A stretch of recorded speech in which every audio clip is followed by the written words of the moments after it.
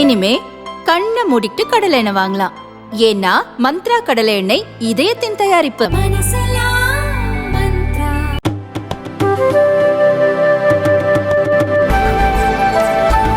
Thank you, Sam. Thank you very much for coming here to this press conference. Sam mentioned most of it.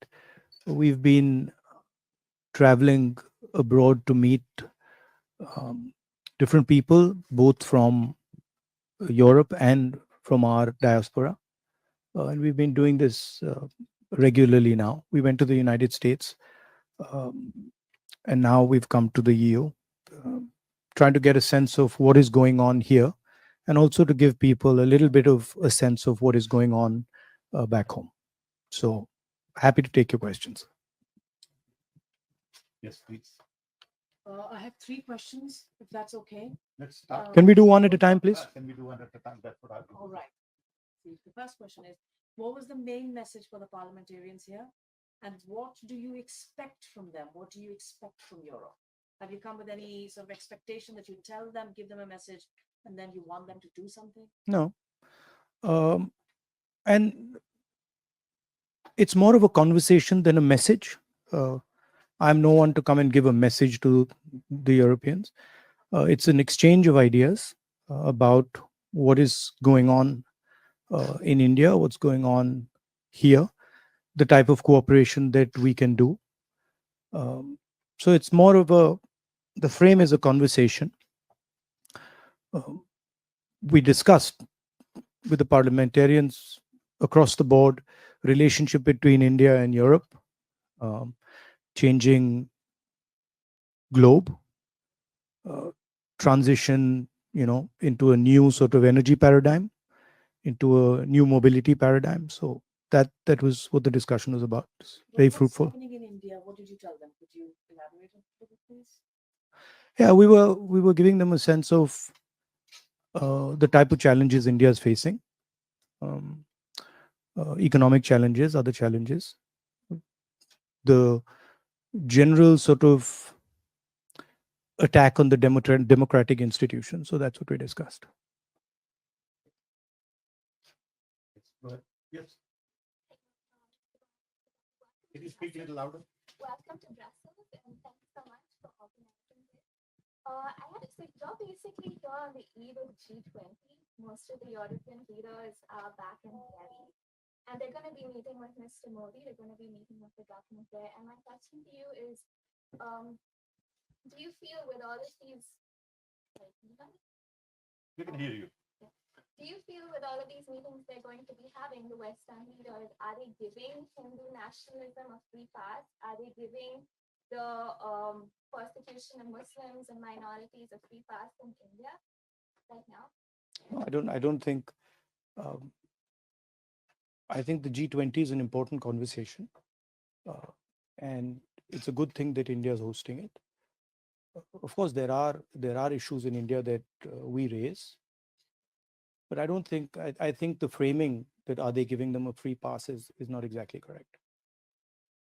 But do you feel that obviously there's a war going on in Europe right now, and there's been this constant, I wouldn't say an allegation, but there is the fact that India has close relations with Russia, and we've had European leaders talking to India about it. And do you feel in this aspect of trying to lure India away from Russia, they won't bring up the persecution of minorities and Muslims in India, leaders from the West?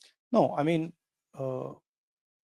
India, of course, has a relationship with Russia. India has a relationship with the United States. India is a large country, and by nature of being a large country, it will have relationships with many other countries. So that's a normal thing. That's not, India has every right to have a relationship with whoever it wants. There is, of course, there are serious issues about the type of actions that are being taken with regards to institutions, with regards to democracy and stuff. And yeah, we would hope that there is a sense that there are underlying issues. Can I just have a follow-up? Hold on, or- no, please just, yes, sir. Dmytro Shkurko, National News Agency of Ukraine. We know that the Modi government takes quite cautious position on the conflict and the war Russia held against Ukraine. So that I'm curious, what is the opposition point of view on the issue? And the related question, is that cautious position of the Indian government related to the sharp increasing of the oil supply of Russian oil to India?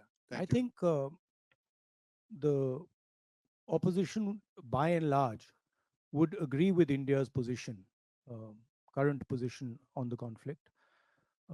We have a relationship with Russia, and I don't think the opposition would have a different view than what the government is currently proposing. Hello, I am from actually Kashmir. I would like to ask a question related to Kashmir issue. And what would be your policy if you came into the power next elections, hopefully? And recently, 4 years before, the Article 370 was abrogated, and even opposition leaders were restricted to visit and meet the people.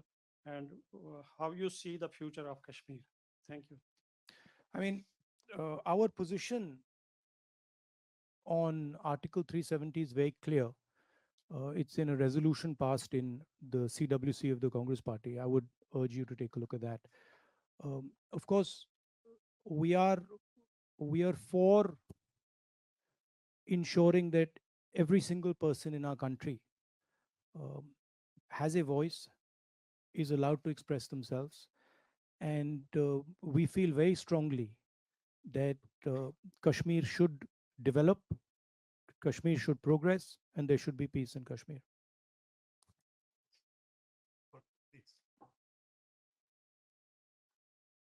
Morning. Thank you very much, Pascaline Gabory, pilot for Dev. I just would like to know what are your next priorities, political priorities, and what will be your world vision in a context of growing tensions. Thank you. What would be my Your view on international relations in a difficult context that we are now. I've been saying in all my meetings that it is pretty clear that China is proposing a particular view, a particular vision of the planet, right? And they are putting on the table the idea of the Belt and Road. And one of the reasons they are able to do that is because they have become a center of global production. And this is something I told the people yesterday in the External Affairs office. But I don't see an alternative vision coming from our side. That vision requires a vision for production in a democratic environment. What the Chinese have basically shown is that it is possible to produce effectively in a coercive environment where you don't give people freedom, where you restrict their freedom, but you offer them prosperity without political freedom. And the challenge for us is, can we provide an alternative vision where we do production under democratic conditions with political and economic freedom? And I think there's a lot of cooperation that can happen between the United States, between Europe, and between us. And I think that's where a lot of our focus should go. How can we create an alternative to the Chinese production model that is a coercive production model? A competitive vision. Hi, this is Malini from PTI. You've given a very dignified answer to G20 happening in India is a very good thing. And we have news that Mallikarjun Kharge has not been invited for the G20 gala dinner by the BJP. And that says a lot. And I would like you to comment on that because you are holding a very good stand, supporting the G20 happening in India. And here we have a very contrary, very interesting. No, what's contrary about it? I mean, they've decided not to invite the leader of the opposition. It tells you something.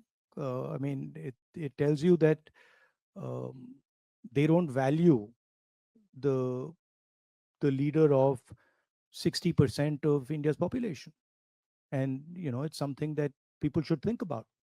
Why they're feeling the need to do that, and what is the type of thinking that goes behind that? Follow-up question as well. I was there in Paris to cover Mr. Modi's, Bastille Day parade event, and two things happened at that time, which is very controversial. There was a 17-year-old boy who was shot in France, and the French actually jailed about 1,000 people just so that the event would go peacefully. And at the same time, I didn't Manipur realize issue that. happened. And the EU tried to raise that issue, but there was no conversation on that in the platform. Instead, there was a lot of retaliation from the Indian ministries regarding the same, that this should not be brought up. We were actually talking of freedom at that time in France, and I thought that that issue should have been brought up. But what do you think about that? About Have you spoken about it here when you about what? about the Manipur issue, the human rights issues that we're facing? Yeah, I mean, our position on Manipur was very clear. I actually visited Manipur, and I think we are very much for democratic rights, harmony, peace between people. I mean, as Sam said, I walked 4,000 kilometers for that very purpose, and I think there is a sense in India that um, the democratic structures of our country, the institutional structures of our country are under attack, and they're under attack from the group of people who are running India. I don't think this point is missed by anybody. I think everybody who has even a little bit of an understanding of India knows this. But of course, there are other considerations. So when you're dealing with India these days, there are other considerations which are also important, as you would be well aware.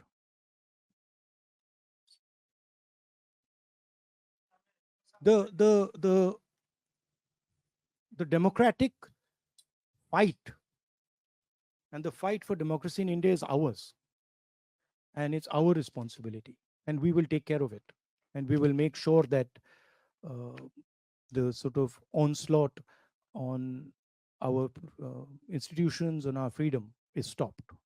The opposition will make sure it happens. Yes, sir. Sir मैंने sir मैं आज तक के लिए काम करता हूँ, मैं अपनी भाषा में आपसे क्वेश्चन करूंगा। आप 6 रोजा दौरे पे आए हैं, तो उसका बुनियादी मकसद क्या, और आपकी कल बेल्जियम और यूरोपियन पार्लियामेंटेरियन से मुलाकात रही है, तो वो कैसे रही? आप हिंदी में जवाब चाहते हैं या इंग्लिश में? You decide. You ask. Okay, I'll no, the aim of the visit is to meet our diaspora here, to engage with them, to get a sense of what they're dealing with, what they're going through. That's one aspect. The second aim is to meet members of the government here, MPs, other people, and to get a sense of how they're seeing India, how they're seeing the possible cooperation between India and Europe, how they view India, what they think India should be doing, and also giving them a bit of a sense of what we think our relationship should look like.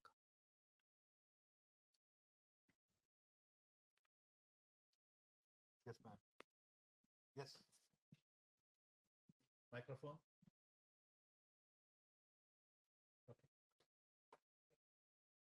We can hear you, I think. My name is Odile Fabe, for a regional radio in France, in Brittany, where in fact we have an association, Armor India, which has been started by an industrialist who works in India for his company. And then when he retired, he started that association and bringing wonderful Indian culture to this remote part of France. Now, last night, I saw on French television a program which has usually good reputation. It's Envoyé Spécial on France 2. And they describe all the discriminations about the Muslims, about the Christians in very cruel terms. And was that program exaggerated?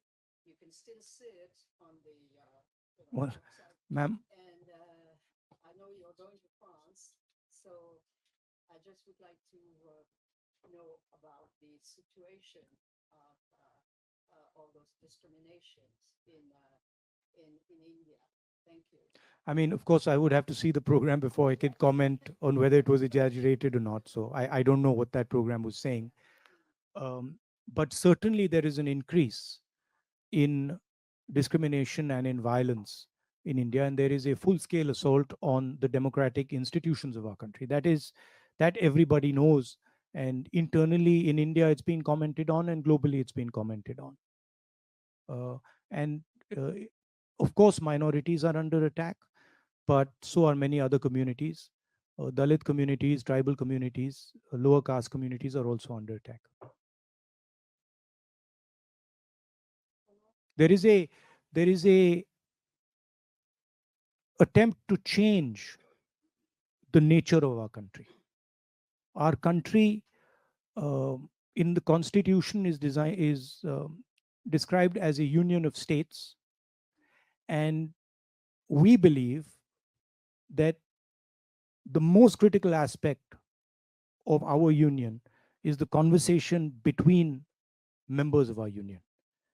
And there is an alternative vision, which is the BJP vision, which believes that power should be centralized, power should be concentrated, wealth should be concentrated, and the conversation between members of the union, between people of India, should be suppressed.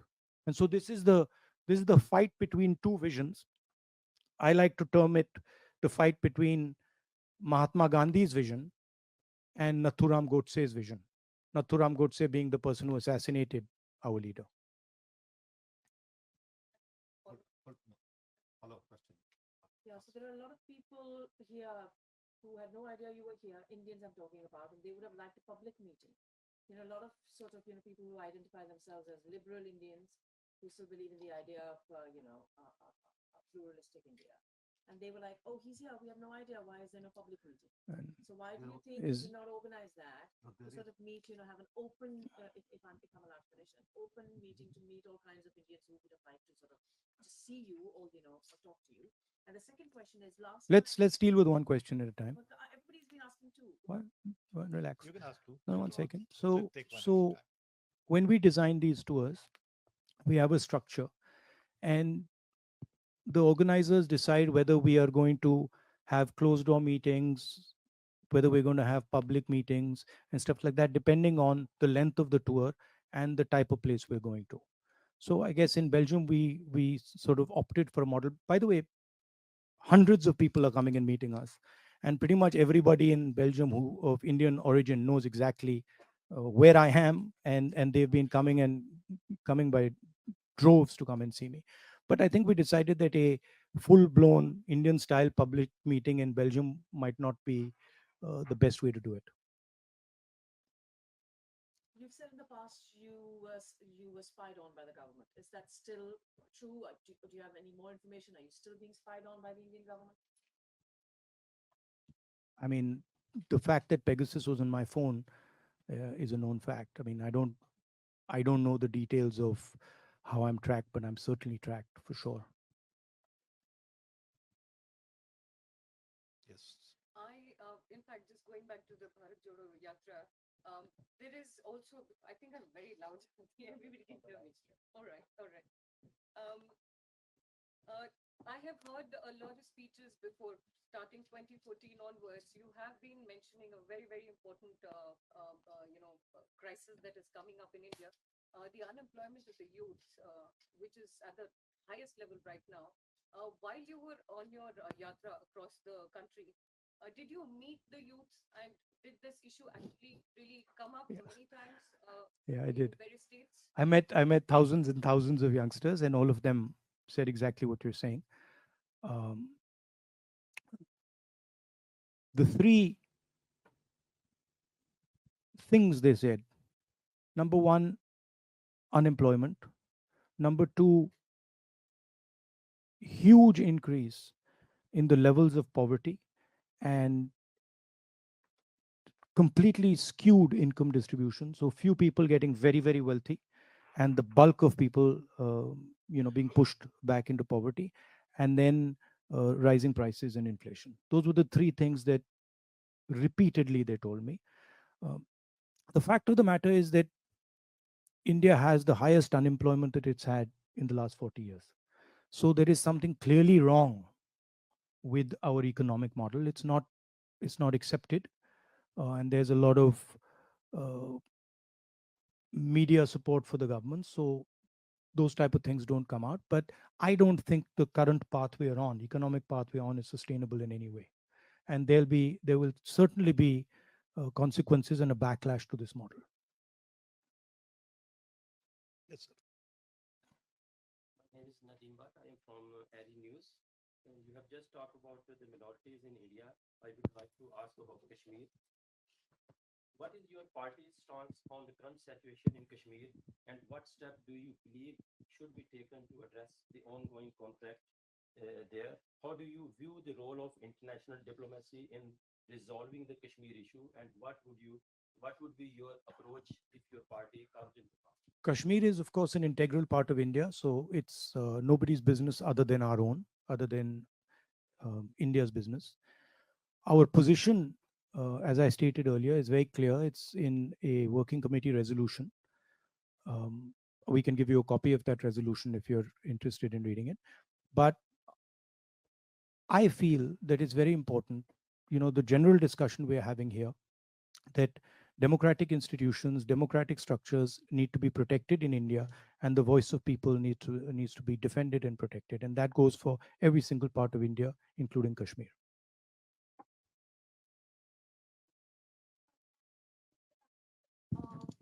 This is obviously been conversation now about the name of the subcontinent, and your yatra was called Bharat Jodo, and now Yeah. now the We're now having a name change. yes, is that happening? What are your I don't know. You have to ask the Prime Minister. I mean, Do you want to change? Do you want to change? Or these are Bharat Jodo. So is I that am perfectly happy with the names that we have in our constitution. India, that is Bharat, works perfectly well for me. But I think these, in a sense, to me, are panic reactions. There's a little bit of fear in the government. Um, these are distraction tactics. We, of course, came out with the name India for our coalition, and it's a fantastic idea because it represents exactly who we are. We consider ourselves to be the voice of India, and so the the word works very well. But it's obviously disturbed the Prime Minister enough that he wants to change the name of the country, which is absurd, but that's what it is. It's also interesting that every time we raise the issue of Mr. Adani and crony capitalism, the Prime Minister comes out with some dramatic new diversion tactic. It's curious that just after I did a press conference on Adani, this entire uh, diversion is put into place. It's interesting. Yes, ma'am. Yes. EU journalist for Radio Novo Time. Again, thank you. In view of the COP28, the climate conference in Dubai, what are your expectations? And do you think that India is going to be the major spokesperson for the global south? Thank you. Well, I don't know. I mean,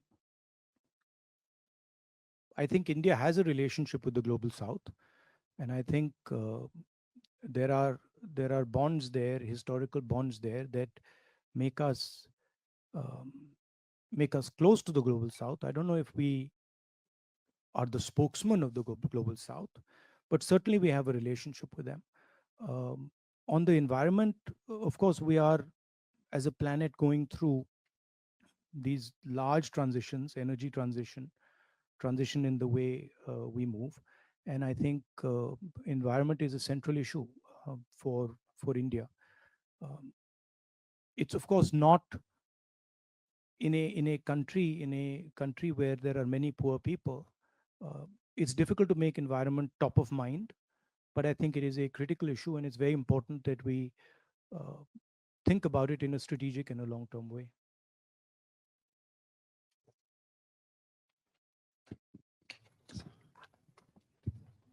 Thanks. Brian Ricketts, representing the European coal industry, and I've enjoyed visits to European coal industry, and I've enjoyed visits to coal power plants and mines in India. And my hope for the future is a democratic India. And the question relates to that. As China developed very rapidly over the last few decades, its economy became imbalanced, and it's now paying the price for that, I believe. How would you ensure that India's economy doesn't become imbalanced? So how to balance the powers of a market-based economy versus central planning? I think one of the lessons that I learned in my walk was that there is an inherent and profound wisdom in the people of my country, right? Regardless of which part of society they're in. For example, we're discussing environment. The type of conversations I had with tribal people about the environment were far more sophisticated than I have with people living in cities, right? So there is an inherent wisdom in the people of India, and I'm sure in the people of Europe and people of Belgium. And I think it's critical for us that in decision making, we listen to the voice and the intelligence of the people. And that's where we have a fundamental difference with the BJP. We value the voice of the people, we value the voice of poor people, we value the voice of all stakeholders, and we want to hold a conversation with stakeholders before we make decisions. It's sometimes slower, but in the long run, it works out much better. And that's really the conflict that is taking place in India. They're of the view that you don't need to ask people, you just go ahead and slam everything through. But in our view, there's consequences. With regards to the public sector and the private sector, we are pretty clear that in key strategic areas, public sector should have a role. In education, in healthcare, public sector should provide a foundation. But in other spaces, private industry is probably a better tool to achieve most aims. Just one or two more. Quick. Very quick one. But you asked you asked 4 questions. What would you You've asked 3 or 4 questions. Yeah, please. Thank you. Anybody else? Okay. Nobody else, go ahead. Then one or two. That's it. I think the agenda that you're talking about, mostly what has been happening in the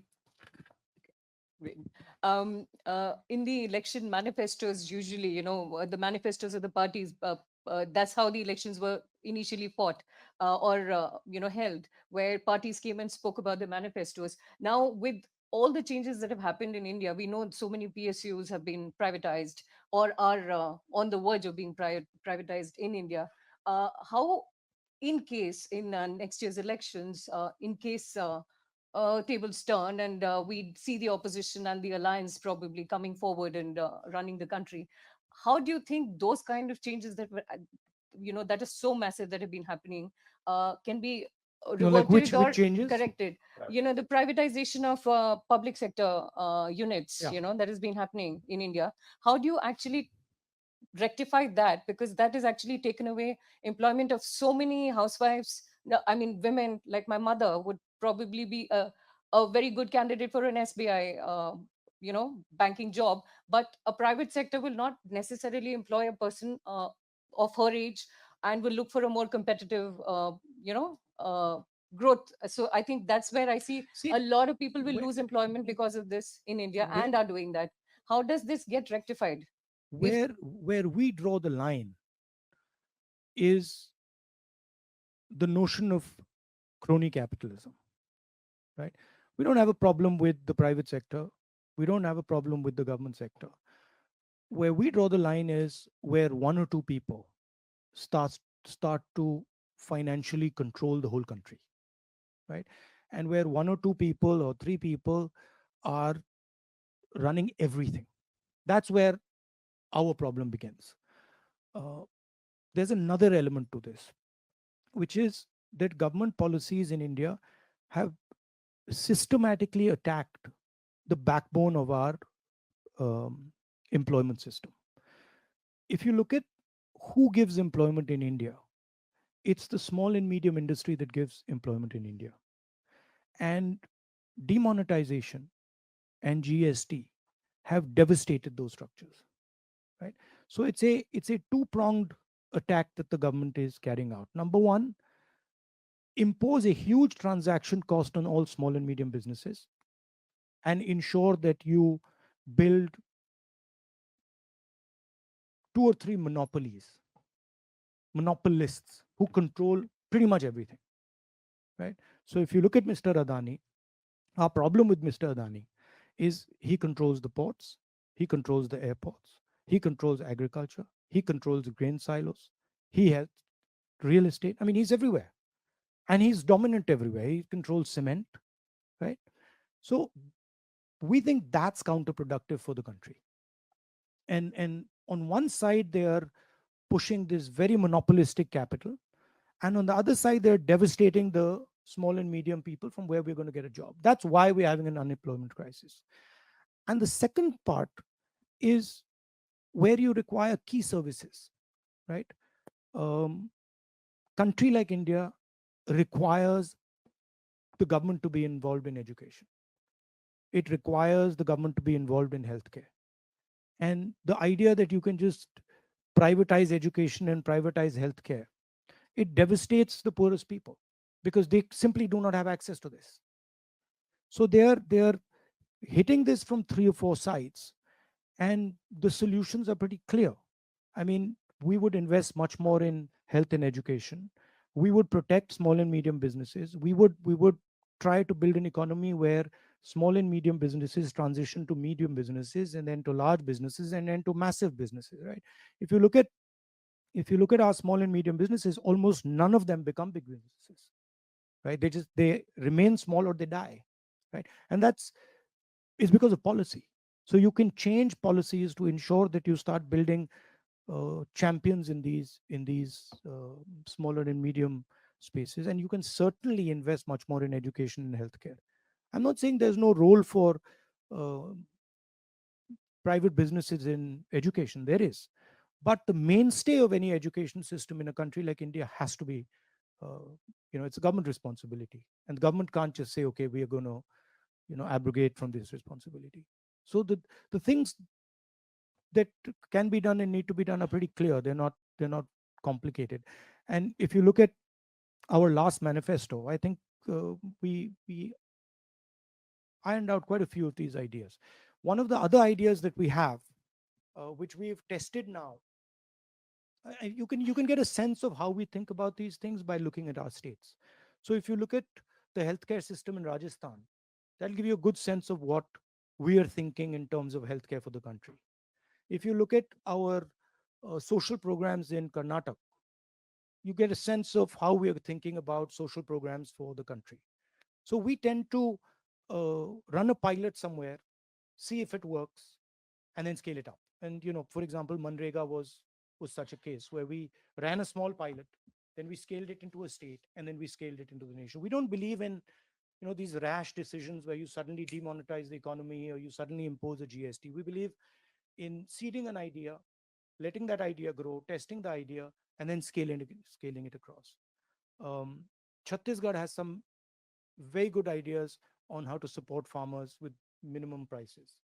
Karnataka has our, you know, the sort of support that we're giving to women in Karnataka. That's some very interesting work that's going on. And in each one of our states, you can see the sort of type of ideas that we will use when we come to power.